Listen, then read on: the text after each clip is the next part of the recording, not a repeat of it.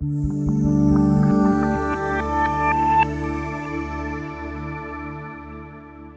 good afternoon and welcome back to this very important session in today's Higher Ed CMMC Summit brought to you by Prevail. Today's discussion addresses a question that has been quietly circulating in university compliance and IT circles. Is the government really going to enforce cybersecurity compliance in defense contracts? And until recently, many institutions, especially nonprofits and universities, probably assumed that the answer was meh, not really. But recent high profile whistleblower cases against Georgia Tech and Penn State have made it clear the Department of Justice is taking enforcement seriously, and the False Claims Act, and I'm going to refer to it as FCA, is now a tool being used to hold institutions accountable for cybersecurity failures, particularly when DFAR 7012 and NIST 800-171 are involved. Our objective today is not to sensationalize, but to educate. Most universities are genuinely trying to do the right thing, but as the bar for compliance is rising and enforcement actions increase, it's critical to understand the risks of incomplete, inaccurate, or overtly optimistic self-assessments, especially with the upcoming rollout of CMMC, which, as most of you know, will require third-party certification in order to be eligible for a contract. We are really fortunate to have two highly experienced legal experts with us today. I'd like to welcome Julie Bracker. She's a founding partner at Bracker Marcus, a nationally recognized whistleblower attorney. She has represented whistleblowers in several prominent False Claims Act cases, including those from higher education, and therefore really understands the subject matter extremely well. Likewise, we are fortunate to have with us Jake Shields, who is a former senior trial counsel at the Department of Justice in the Civil Frauds Division, and now a partner at Gibson, Dunn, and Crutcher. During his time at the Department of Justice, Jake oversaw numerous cybersecurity compliance investigations, including the Georgia Tech case, and now advises organizations on False Claims Act risks and compliance strategies. So let's begin with a brief overview of the cases and then explore the lessons for higher education community. Again, thank you so much for joining Julie and Jake, and welcome to a session that even I'm looking forward to learning from. So let's get into it. The background and the legal context. Julie, can you walk us through the Georgia Tech case? What were the core allegations and how did this come to light, and how did they approach you as the whistleblower attorney? Sure. Well, thank you for the introduction, Sanjeev. I appreciate it. I'm really excited for the opportunity to be here and kind of get the word out about what's happening in the cybersecurity field as far as the False Claims Act goes. I want to add a little context to your remarks and just say that before we get into Georgia Tech or any of the specific cases, I want to talk about kind of how this has been rolling out. And for those who have been in tune with the cybersecurity field, some of the distant early warning signs that came out quite some time ago. So beginning as early as January 2018, those who contracted with the government, and particularly DoD or NASA, some of the other defense-oriented agencies, were required to self-attest to their compliance with NIST 800-171 with we're just going to call them the standards for now. We can spit out numbers all day, but they have specific standards depending on what type of defense information they were ingesting, using, maybe producing. And so that's been a self-attestation that's been going on since 2018, which to me seems about 3 days ago, but it's actually several years ago, right? After the self-attestation began, we know that those who only self-attest may or may not be as careful as they should be, even if only by negligence or lack of understanding. I think that people tend to view IT as one giant megalith of, oh, our IT guy will handle that. And of course, IT is as specialized as law or medicine I don't ask my general practitioner to set my arm if I break it, and I wouldn't ask my IT sysad to ensure that I was compliant with the NIST standards. But I think a lot of companies did exactly that, and what especially the smaller companies. So what happened is we started to roll out the CMMC program, and that's taken several years to roll out, which of course is going to be third-party assessment. Meanwhile, the Department of Justice announced in 2021, which again 4 years ago almost, it was in October, so not quite 4 years ago, that they would be using the False Claims Act to enforce compliance with the standards. And so this isn't, it's new in the sense that they're actually doing it, but it's not new in the sense that they told us they were going to do it. It was an invitation to practitioners like myself, my firm, to say, okay, the government considers this part of its contract with its defense contractors to be material. This is an important part of the contract, and they've notified everybody. They've put you on notice of that. And if they're lying about it, then we need to see that stopped. So that's 2021. Now you're seeing cases that rolled out from after that time, because since False Claims Act cases are filed under seal and proceed to be investigated under seal for there's litigation slow, and then there's iceberg slow, and then there's FCA slow. So it's a very slow process while the government does its investigation. But you're starting to see, I had the Penn State case, which settled last summer. I had the Georgia Tech case, which is now is intervened and is being litigated. And I can only talk about pending litigation to the extent that things are of public record. So I don't want to mislead anybody that I'm about to have inside baseball on Georgia Tech that I'm about to share.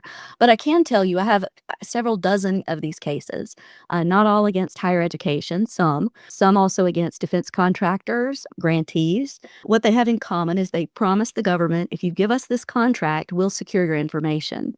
And then they didn't do it. There's a lot of talk about how the standards have changed over time. I'm not suing anyone who was fully compliant with what they needed to be compliant with in 2018, and they need to tweak it. These are people who, for the most part, signed that they were compliant and then forgot about it. If they had to put down that number, which can range from 110 to negative 270, 207, I always forget the very low, but more than 200 negative. They were claiming a perfect 110. It's always a little suspicious on the first go round, or the high 100s, and they were really a negative number, and that's fraud. Now, even so, even now, when I have people approach me with cases that the company has realized the error of its ways and is working diligently to try to correct that, then that's not a case I'm terribly interested in, right? I'm interested in those who are. I hear this phrase over and over again from my whistleblowers. They told me they had decided to assume the risk. Okay. Now, what they mean is the risk of being caught. That's what they're saying. They think it's a business decision to assume the risk to be caught. But ladies and gentlemen, it is not. The risk you're assuming is that federal government information will be stolen, that maybe personal health care information will be stolen, and you already promised not to assume that risk when you sign the contracts. So those are the targets of these types of actions. The folks who said they would didn't and still are not. So I want to offer that both as a warning and as a proffer of peace. We're not after those people who are trying to comply. We're trying to help the government enforce against those who are not attempting to comply. Those are the people that we're trying to bring to the government's attention. With that being said, what I see over and over again is a pattern, and it's somewhat similar to what we saw in Georgia Tech, which is a relator, which is what we call our whistleblowers, because they're relating the fraud to the government. The relator is made aware, either because the company says we have to comply with CMMC, let's hire a CMMC expert, or let's bring in a third party, or maybe we do a DIBCAC audit. But for some reason, the person becomes aware that the company's out of compliance and that it's told the government it is in compliance. And then these people worry themselves sick. They're very patriotic. They're very concerned about, many of them are former servicemen and women. They're very concerned about what harm will come to our armed services or to our attempts to remain a military power, right? And when I contract with someone to build me a warship, I'm contracting for a superior warship. I'm not contracting for you to build a warship that China can copy. But that's what's happening over and over again because of the leaky sieve that is the information security network for a lot of government contractors. So that's what we're trying to. Now, once CMMC brought it to the C-suite's attention, we see more attention being paid to it by the companies, which elevates the concern to the individuals who are now coming to me So I would say if you don't want to see me again, and who could blame you, certainly not wearing my white hat of justice. If you don't want to see me again, then comply. Listen to your IT people, listen to your cybersecurity people, listen to the people you hire, and please don't say we've decided to assume the risk. That's not your risk to assume. You've already promised not to assume that risk. I talked way too Fascinating. long already. No, it's a fascinating response from you, and I'm gonna go and delve into some of the things that you brought to light later on in this conversation. But I want to go to Jake and ask him what's important for university leaders to understand about the Department of Justice's interest in cybersecurity related False Claims Act violations. What acts do they have to grind in a contract between the DoD and the university? So, Jake, tell us. Thank you. Thank you for having me here. And I will add to Julie's timeline as part of my answer to that question, because this actually goes back further than 2017. The first regulations in this area were enacted back in 2013 at a time when President Obama issued the first of what turned out to be 4 executive orders across 3 presidents regarding cybersecurity risks for the federal government. And all of this came out of concerns that foreign adversaries, whether they be other countries like China or Russia or criminal organizations, were hacking U.S. servers and getting important government information. Probably the most prominent of that during that early time period was when China hacked the OMB and got all of this personal information for tens of millions of government employees. And that this is probably around 2015, that led to an emergency executive order from President Obama emphasizing the need for the United States government to protect not only its systems, but also its contractor systems from risk of cybersecurity intrusions from, dangerous folks. That includes not only, major contractors that you think about, the Northrop Grummans and the Boeings of the world, but universities. And in fact, universities have been targets of cybersecurity intrusions from these types of adversaries simply because, not only because you're government contractors, but because you have all of this incredible innovation going on your campuses that are valuable not just to the United States government, which is why they contract with universities, but obviously also to adversaries who would not only want to counteract the work being done by United States government along with the great universities of this country, but also just to steal your work. So that they can do all of the things that, the great things that you're doing without actually having to put that effort in. And that's why you see over the years this ratcheting up of not just enforcement in this area, but also the obligations. So, back in 2013, the early versions of the regulations simply said, you government contractor, for example, in the Defense Department context, need to provide, quote, adequate security for government information. And a few years went by, they looked at the 300,000 plus contractors and did some surveys to see if they were, providing adequate security. And the resounding answer was no. And that's when they decided that they needed to provide more guidance. That's when the NIST 800-171 standards were incorporated into the regulations as a minimum standard. And a date was given by which you had to meet these requirements. A few years later, they took another look at it, still weren't finding widespread compliance. And that's not just universities, that's government contractors throughout.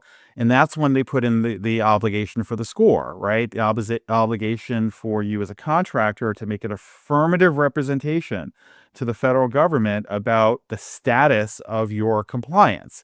And you do that for a couple of reasons. One is so the government just knows, so it knows whatever risk it's taking on when it contracts with you, but also to lock you into your story so that if down the road it turns out that that is not true, then you're in trouble. And this is where the False Claims Act comes in. The False Claims Act, for those who are not, informed about it, is a statute that's been around since the Civil War, although it was turbocharged in the mid 1980s. that creates civil liability for false or fraudulent claims made to the United States government. And it comes into play anytime federal money is at play. So that for universities, that's for a lot of things. That can be government contracts, that could be grants, that could be financial aid. Anytime you see government money and you're asking for it, the False Claims Act is triggered. And if there is a violation of that act, and this is where the I'll just take on the risk thing becomes really dangerous, is that the damages are trebled.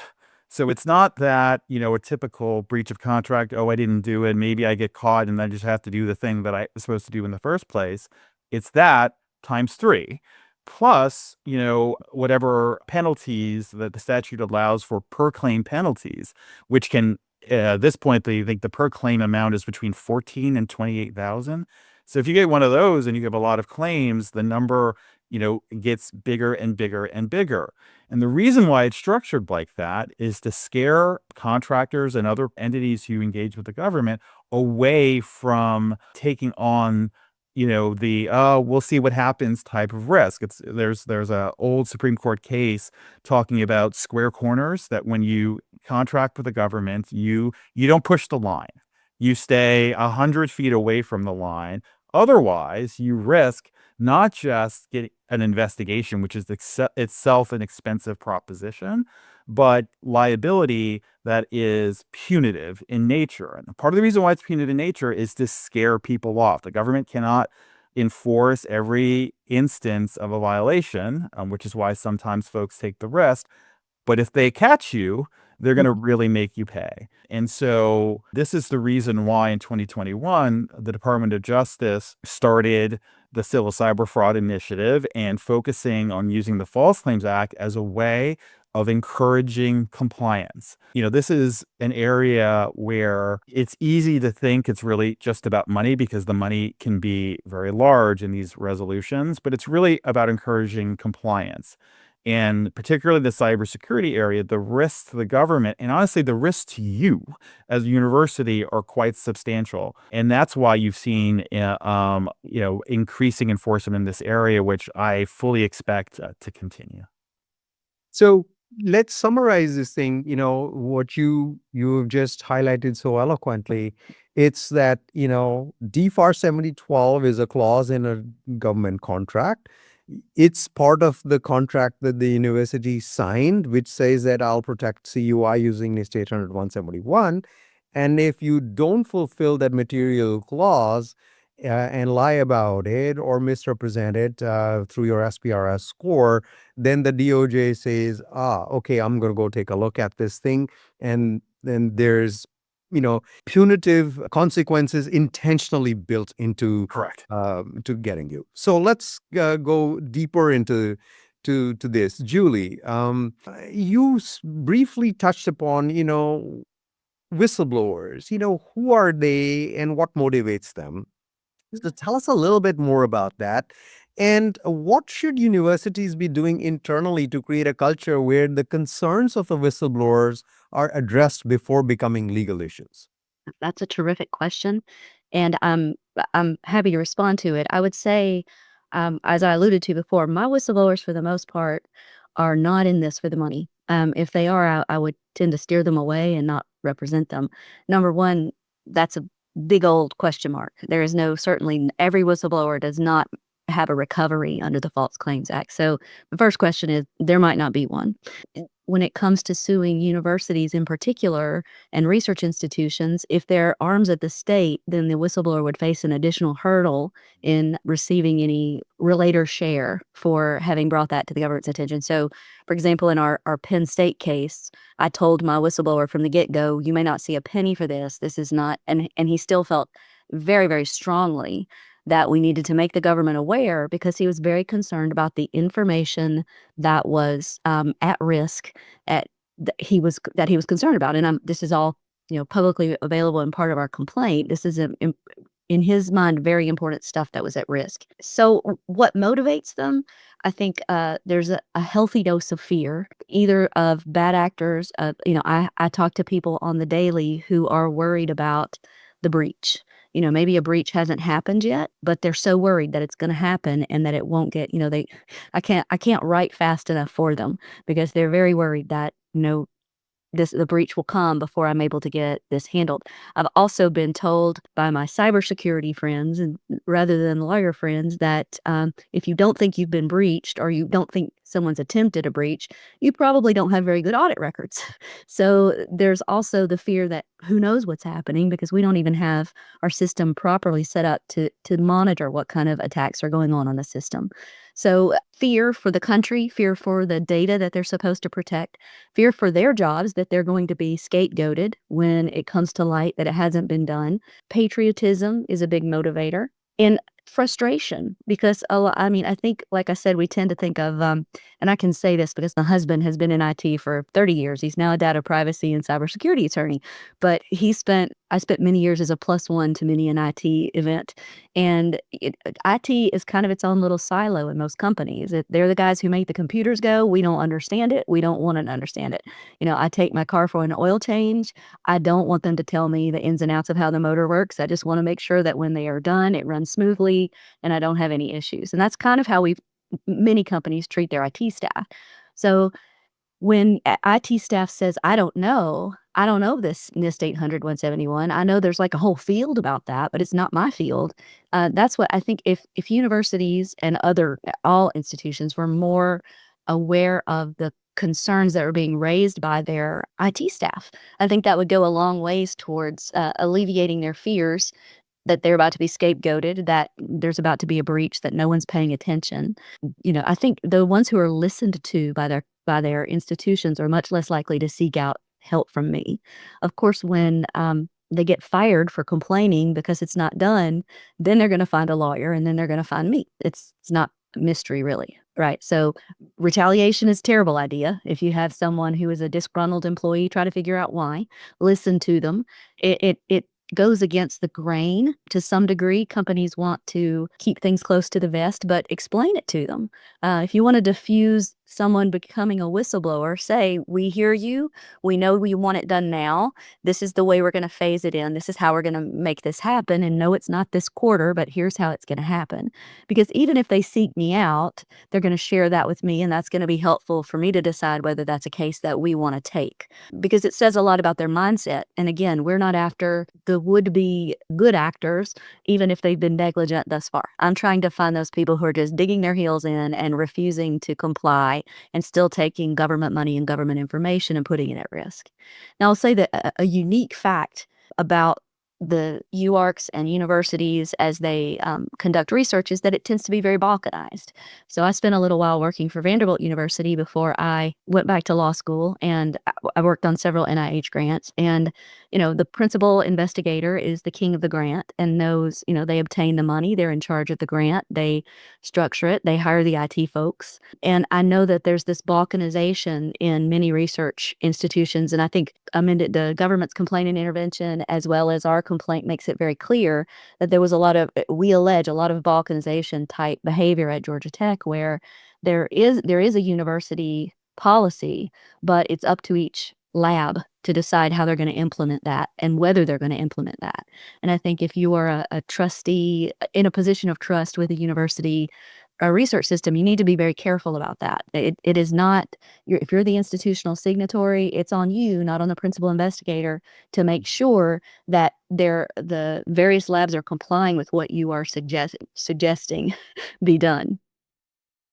That's very important, I think, to point out that, again, a researcher may have signed the document, and then somebody thought, well, that's what they want to take care of. Just before we had a university president who now is, insisting that, at the CIO for the system level, who reports to the president of the university, they have visibility into ensuring compliance. Let's move on to the fundamental issue over here, Jake, which is compliance versus paper compliance. So when you were looking at these cases at the DOJ, what did these cases reveal about the differences between having documentation and actually meeting NIST 800 171 requirements? And say a little bit more about the rigor of the documentations that you were seeing versus what actually is required to meet 800 171. So I think and this is a general concept in False Claims Act cases and fraud cases in general, is that one can think that just having a policy is enough to satisfy an obligation, but what really is required is an actual implementation of that policy. So the first thing, I think Julie's has really gotten into this. The first thing to avoid liability and danger in this area is to understand that the obligation is a real one, and that when you enter into these contracts with the government, your contract is not the equivalent of your cell phone contract where you just sort of sign and then go on about your business. It is a serious document with a number of obligations, one of which are cybersecurity obligations, and you need to take a look at that and make sure you understand what you are agreeing to and what are the obligations, and that you have a system in place, not just to give lip service to the fact that you're doing these things, but a structure underneath that allows you and gives power to people to make sure that you're in fact complying with these obligations. And one of the things that's alleged in that Georgia Tech case that I think got them into a fair amount of trouble, including whistleblowers going to lawyers, was that you had IT folks who wanted to believe that they were in a position to make clear what contractual obligations were and what cybersecurity obligations were. And then they would just be overruled because it was inconvenient for certain folks. And it is inconvenient. I'm not going to downplay that this stuff is hard, but the government's position is, well, that's what needs to be done to provide the protection. And if you don't feel like you can do this or don't want to do this, then don't bid on the contracts. And don't do the work, and they'll just have to find someone else. The first step is to take it seriously and to put real effort into it. Julie is right that the government is not looking to bring, certainly not a False Claims Act case, against an entity that is trying. That is like aggressively trying. Like the standards in NIST allow for a fair amount of creativity into how you comply and flexibility. So there isn't one way of doing it, and there isn't a rigid way. And universities, for sure, have structures that make a lot of this difficult. Whether that because it's diffuse, you're not just one company. Like a typical government contractor might be with one system. You might have several systems that you're dealing with. You also have the issue that universities are typically places that are meant to be open, right, and sharing. But when you're in this context, and depending on the work that you're doing, that may just not be what's allowed. And to have a psychological mindset to understand that at least in this context that you have to do things differently. And so it's so much of it is just accepting that if you're going to do this work, and you should be doing this work because the work that you're doing is important, that you will have to structure your operations, structure your compliance structure, and potentially structure who's actually in charge, who's making the final decisions about what you're doing, to make sure that you're in compliance, both, again, as Julie has pointed out, for the good of the country and the good of national security, but also, for the good of keeping university money where it should be at the university, forwarding the university's mission. Well, I've the very last question. I could go on and on with this, but Julie, the very last one for you, and please keep it to 1 minute as we are coming to an end, which is, what is the rollout of CMMC level 2 expected to result in terms of the risk landscape? So as I understand it, we have about a 4-year rollout. So the first year will be like 25% of contracts will require the CMMC compliance, and that's sort of to let the industry catch up with the infrastructure, catch up with the needs to get people certified. I think that while that's going on, we're still going to see a lot of enforcement via the False Claims Act. I don't look for that necessarily to go away entirely when the CMMC is completely implemented. For one thing, CMMC is targeting, we have 3 different levels of compliance depending on what type of information is being ingested. So you'll still have self-attestation at that first level. And I think a lot of the cases that have already been unsealed in the Civil Cyber Fraud Initiative have been cases that would not have been compliant even at that first level. So, there are companies, they're little mom and pop shops, and they just completely disregard their cybersecurity obligations. So you may still have instances like that come out. So I think that it's going to have an effect. Certainly, it already has had an effect. It has brought it to the attention of the C-suite, who before kind of wanted to push it to the IT trolls. Let's send that down to the basement, and I don't want to deal with it. So I think bringing awareness is huge. That's what I would say to anybody who's considering this issue right now is we need you doing the work at universities, the research that you're so well equipped to do. We just need you to keep it in-house. We need you to protect it as you've agreed to do. And there are people all over the place sprung up and willing to help you. Lean into that help. As Jake says, you can be very creative with it. You can also be very by the box. You can implement a program fairly straightforwardly if that's what your needs are, but don't ignore it. It can't be ignored. Well, on that note, I thank you both for, sharing your insights. And Julie, you spoke about, how to implement these programs, and they can be done simply, etc. And the next part of this CMMC summit is going to be about sharing how a research university implemented their CMMC program and became the first one, as we understand it, to become CMMC Level 2 compliant. We're going to have a conversation with another research university, Cincinnati, on how they're going about their implementation and preparing for a CMMC assessment. Thank you both for participating and sharing your insights. Thank you.